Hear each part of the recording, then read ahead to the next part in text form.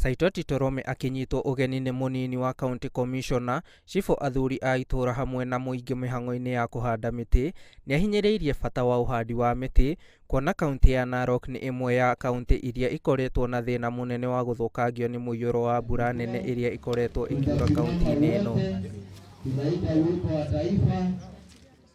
Kuona andu aingi ni makoretwo magikuuo ni kiguo, Torome ni oritie aikari a matura maria magomagirwo ni matuika guthama na gwetha uikaru matura-ini mangi niguo gwithema ugwati uria ungicungiririo ni mbura ino.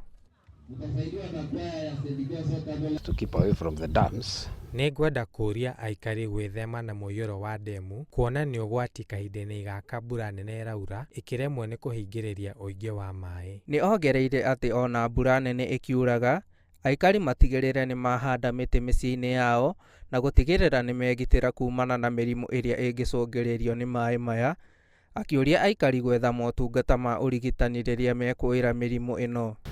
Is to urge the wananchi. Ni turitie aikari mathie na mbere kuhanda miti na kwigitira mirimu ya mai ma mbura maria makoretwo makiaraha matura-ini maingi. Like that Kojonga area, it can be a bit dangerous. Ahuri biacara tauni-ini ya Narok magithie hathara ya mamirioni ma mbeca ni muiyuro wa mai, riu ni moritio kwiyumiria gutigirira onao ni manyita itemi uhandi-ini uyu wa miti, makirwo ino niyo njira ya kwigitira na ngero ta ici. Andu-ini ha Inooro TV, ritwa riakwa ni Kamau wa Ngugi.